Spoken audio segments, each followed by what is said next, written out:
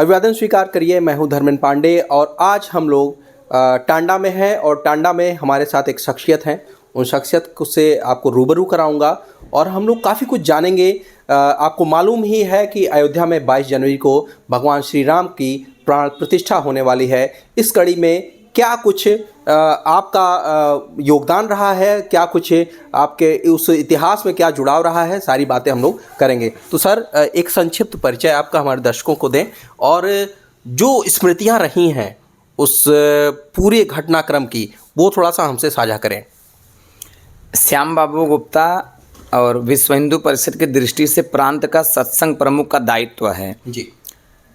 राम जन्मभूमि का आंदोलन जब शुरू हुआ, शुरुआती दौर से लेकर शुरू में राम ज्योति यात्रा निकली, रामशिला पूजन हुआ, कार सेवा हुआ, बाबरी कलंक का ढांचा ढहाने का वो अवसर हो, सारे ऐसे अभियानों में, आंदोलनों में पूरा मतलब बढ़ चढ़ कर हिस्सा हम और हमारे बड़े भाई थे राम बाबू गुप्ता जी, जिनकी पिछले समाजवादी पार्टी की सरकार में हत्या हो गई थी। अच्छा। यहाँ के स्थानीय विधायक ने इसी कारण, क्योंकि हम लोग हिंदुत्व का डंका लगातार उसके लिए संघर्ष भी करते रहे। मुझे ध्यान आता है कि सभी आंदोलन होते होते जब कार सेवा का दौर आया और मुलायम सिंह यादव ने एक प्रतिबंध लगाया कि अयोध्या में परिंदा पर नहीं मार सकता, लेकिन देश तैयार था। पूरा देश रामलला हम आएंगे, मंदिर वहीं बनाएंगे, ऐसा संकल्प लेकर अपने अपने नगरों से, अपने अपने घरों से लोग अयोध्या की तरफ बढ़ रहे थे। चल पड़े। लेकिन प्रतिबंध इस तरीके का था कि ट्रेनें बंद हो गई थी, पैदल नहीं जा सकते थे, साइकिल से नहीं जा सकते थे, बस रोक दी गई थी।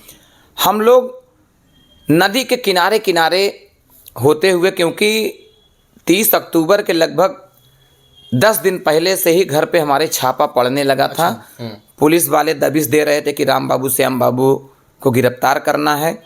तो राम बाबू भैया की गिरफ्तारी हो गई थी, वो बरेली जेल भेज दिए गए थे। अच्छा। लेकिन हम लोग अपने 11 साथियों के साथ बहुत कठिनाई का सामना करते करते अयोध्या पहुँचे। वहाँ पहुँचने के बाद ऐसा लग रहा था कि जैसे इतने कड़े पाबंद कि ऐसा लग रहा था जैसे हम लोग अयोध्या में 11 लोग ही हैं। लेकिन इसी कठिनाई का सामना करते हुए, उनके प्रतिबंध को धता बताते हुए आप लोग पहुँचे और लगातार लोग पहुँच भी रहे थे। पूरा देश उमड़ पड़ा था। 30 अक्टूबर 1990 का वह दिन जब आया, हम लोग तो एक सप्ताह पहले पहुँच गए थे। वह दिन जब आया तो एक तरफ से जो कारसेवकपुरम वाला आप साइड देखेंगे, नित्य गोपाल दास जी का मंदिर, दिगंबर अखाड़ा, लाल कुआं, ये पूरा क्षेत्र कारसेवकों के कब्जे में था। माने यहाँ कारसेवकों की बाहुलता थी, हुजूम था जी। सड़क के हनुमानगढ़ी साइड में पूरा पुलिस वालों का हुजूम था। उनको बाबरी मस्जिद का सुरक्षा करनी थी, बैरिकेड किए थे। हम लोग को जब मिला कि अब निकलना है अपने अपने मंदिरों से जी, तो वह दृश्य शब्दों में बयां नहीं किया जा सकता कि किस प्रतिबंध को झेलते हुए आखिर इतने कारसेवक विश्व हिंदू परिषद के नेतृत्व में आए कैसे। अशोक सिंघल जी, डॉक्टर परवीण भाई तोगड़िया, रामचंद्र परमहंस दास जी महाराज, ऐसे तमाम, डॉक्टर रामविलास दास वेदांती, तमाम लोगों के नेतृत्व में जब हुजूम राम मंदिर के तरफ बढ़ा, जय श्री राम, हर हर महादेव का उद्घोष ऐसा करते हुए बढ़ रहे थे। उस दिन तो हम लोग बड़ा स्थान, एक स्थान है हनुमानगढ़ी से जरा सा आगे बढ़ेंगे जी। वहाँ पर उस समय मुझे ध्यान आता है एसएसपी हरभजन सिंह थे। बुरी बर्बरता के साथ कारसेवकों को पिटैया करवा रहे थे, लाठीचार्ज हो रही थी और हम लोग लगातार आगे बढ़ रहे थे। पुलिस की संगीनों से डर भी नहीं रहे थे, उनकी लाठियां सहते हुए आगे बढ़ रहे थे। और उस दिन 30 अक्टूबर को हम लोग वहां पहुंचकर उस कलंक के ढांचे पर भगवा ध्वज भी लहराया था। हमारे टांडा के ध्यान में आता है कि प्रदीप कुमार उर्फ कुक्की टंडन परिवार से थे, वो वहाँ पर खड़े होकर भगवा ध्वज भी फहराया था। हम लोग सौभाग्यशाली हैं कि ऐसे कारसेवक हमारे साथ गए थे। उस समय क्या उम्र रही होगी आपकी? हमारी 14 वर्ष। केवल 14 वर्ष? जी। मतलब 14 वर्ष में इतनी प्रबल आस्था भगवान राम के प्रति। अब आपको बताएं, जब मुलायम सिंह की सरकार थी, इतनी बर्बर सरकार थी, तालिबानी फरमान के बावजूद हमारे माता पिताजी ने आरती उतार कर चंदन लगाकर हमको विदा किए थे। मतलब जैसे पूरा हम लोग फिल्मों में देखते हैं ये सब बिल्कुल चीज़ें, बिल्कुल कि एक सैनिक जब जाता है हाँ, युद्ध हाँ। के लिए तो उसकी इसी तरह से विदाई होती बिल्कुल। है कि- और ये प्रेरणा जो हमको मिली ये माता पिता के ही कारण मिला। जी यहाँ मुस्लिम बाहुल क्षेत्र है, लगातार माता पिताजी भी संघर्ष करते रहे। यहाँ कभी हम लोग पहले के लोग बताते हैं, माता पिता जी से सुनाई पड़ा है कि यहाँ पर पहले हनुमान चालीसा, सुंदर कांड, रामचरित मानस का पाठ आप लाउड स्पीकर में नहीं कर सकते थे। अच्छा, ऐसी स्थितियाँ थी। उस सब स्थितियों से बाहर अपने टांडा को लाने में मैं व्यक्तिगत रूप से कहता हूँ कि मेरी पिताजी का बहुत बड़ा योगदान माना है। जाए कि सदियाँ गुजर गई। बिल्कुल बिल्कुल। वहाँ पर भगवा ध्वज फहराया जाता है और फिर कार सेवक वापस आ जाते हैं। जो जहाँ रुका है वहीं रुका। श्रद्धेय अशोक सिंघल जी का फिर एक बयान आता है कि अभी कोई कार सेवक अयोध्या छोड़ेगा नहीं, जो जहाँ टिका है वहीं पर टिकना है। 2 नवंबर को फिर कूच किया जाता है विश्व हिंदू परिषद के आह्वान पर। लोग निकलते हैं राम जन्मभूमि की तरफ। एक जत्था नित्य गोपाल दास जी के मंदिर के सामने से नए घाट के रोड पर निकलता है। दूसरा जत्था दिगंबर अखाड़ा, लाल कोठी, जहाँ पर भयंकर गोलीबारी मुलायम सिंह की उस पुलिस ने की थी, जिसमें राम कोठारी और शरद कोठारी बंदूक की लाल कोठी के पास उनको गोली मार दी गई थी। और मैं चश्मदीद हूँ इस बात का कि उस समय कारसेवकों को गोलियां मारी जाती थी, उनका तड़पता हुआ शरीर मैंने देखा है, शांत होता हुआ शरीर मैंने देखा है। और पुलिस, मुलायम सिंह की पुलिस ने आधे मरे हों, पूरे मरे हों, मर गए हों, तड़प रहे हों, उन सारे लोगों को गाड़ियों में भर कर और ना जाने कहाँ ले जाते थे। मैं सौभाग्यशाली हूँ कि जिन राम कोठारी और शरद कोठारी जो बलिदानियों का नाम आज पूरा देश जान रहा है, उसमें से दोनों भाइयों में से एक, बहुत कंफर्म मैं नहीं बता पाऊंगा वो राम कोठारी थे कि शरद कोठारी थे, उनके लाश को पुलिस वालों को छीन कर और लाल कोठी के पास एक कुआं था, उस कुएं में हम लोग छिपा दिए थे। अच्छा, कुएं में छिपा दिए थे। 2 नवंबर को सायंकाल फिर चारों धाम मंदिर जो नित्य गोपाल दास जी का है, उसमें अशोक सिंघल जी की सभा होती है। एक कार पे खड़े होके वो उद्बोधन देते हैं और 5 कार सेवकों का सौर रख कर वहाँ हम लोग शोक सभा करते हैं, उनके बलिदान को प्रणाम करते हैं और फिर दाह संस्कार के लिए ऐसी व्यवस्था वहाँ बनती है।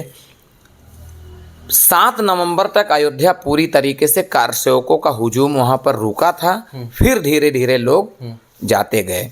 उसी के ठीक 2 साल पहले दुनिया जानती है कि फिर एक बार कार सेवकों का हुजूम अयोध्या आया।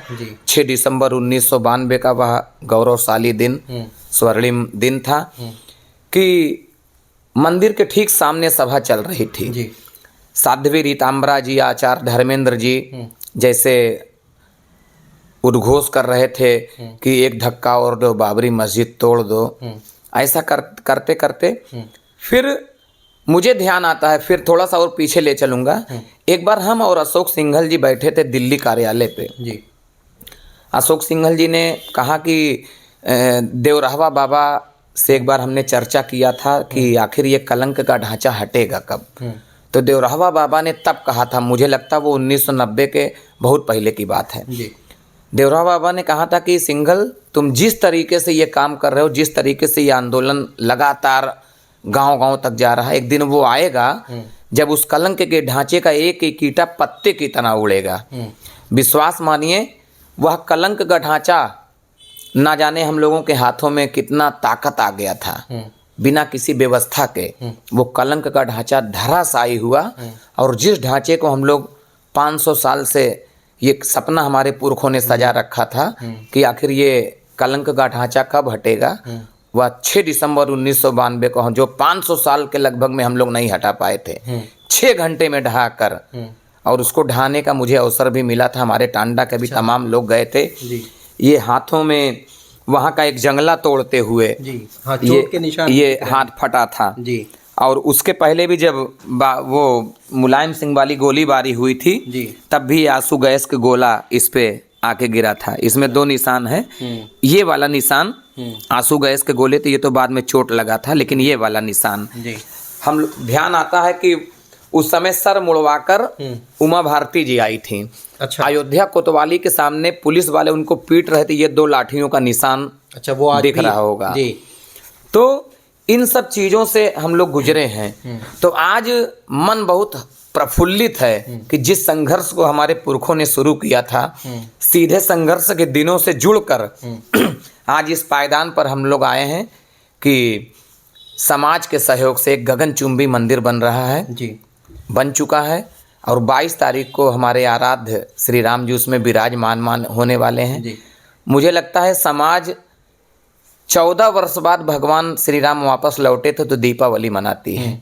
आज तो 500 साल बाद वापस आ रहे हैं, तो किन खुशियों की क्या तैयारियां हैं यहाँ पे? जैसे राजनीतिक आप लोगों की दखल बड़ी अच्छी रही है यहाँ पे, तो क्या कुछ तैयारियां हैं यहाँ? नगरवासियों को कैसे जोड़ रहे हैं आप? यहाँ देखिए, मैं सौभाग्यशाली हूँ कि जब निधि समर्पण अभियान का एक राम मंदिर के लिए राशि लिया जा रहा था, समर्पण लिया जा रहा था, उसका भी जिला का प्रमुख था। अच्छा।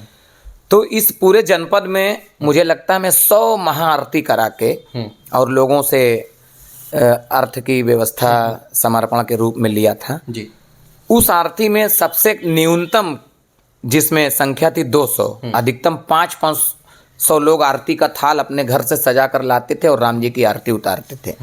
आज भी वही स्थिति है जी। जो अक्षत वितरण के माध्यम से हम लोग समाज के बीच में जाकर एक आह्वान कर रहे हैं कि 22 तारीख को किसी को अयोध्या जाने की जरूरत नहीं है, अपने घरों में अपने घरों में रहें, क्योंकि वहाँ तमाम ऐसे संतों का आगमन हो रहा है। देश के यशस्वी प्रधानमंत्री नरेंद्र मोदी जी आ रहे हैं, मोदी जी आ रहे हैं, तो योगी जी आ रहे हैं, तमाम ऐसे VIP लोग आ रहे हैं, उनकी व्यवस्था व्यवस्थित रहे। सुरक्षा की दृष्टिकोण से भी ये लाजमी है कि हाँ बिल्कुल बिल्कुल बिल्कुल बिल्कुल बिल्कुल, क्योंकि पूरा देश का कौन ऐसा होगा जो अयोध्या नहीं जाना चाहेगा। इंटेलिजेंस एजेंसियां भी उस पर निगाह लगाए हुए हैं, क्योंकि मसला ये बहुत पुराना और बहुत ही संवेदनशील मसला है। तो मुझको लगता है कि लोग अपने घरों में ही इसको सेलिब्रेट करें, और ये मौका जैसा कि आपने बताया कि 500 वर्षों के बाद जो है ये स्थिति आई है कि हम लोग जो बाल मन था, जो 14 वर्ष की अवस्था में मन में था, वो आज पूरा हो रहा है। इतना लंबा सपना शायद ही किसी का पूरा होता हो, लेकिन ये तो करोड़ों देशवासियों का सपना पूरा हो रहा है। अभी अक्षत वितरण का कार्यक्रम संगठन का भी जिम्मेदारी मुझे पूरे जिले का मिला है जी।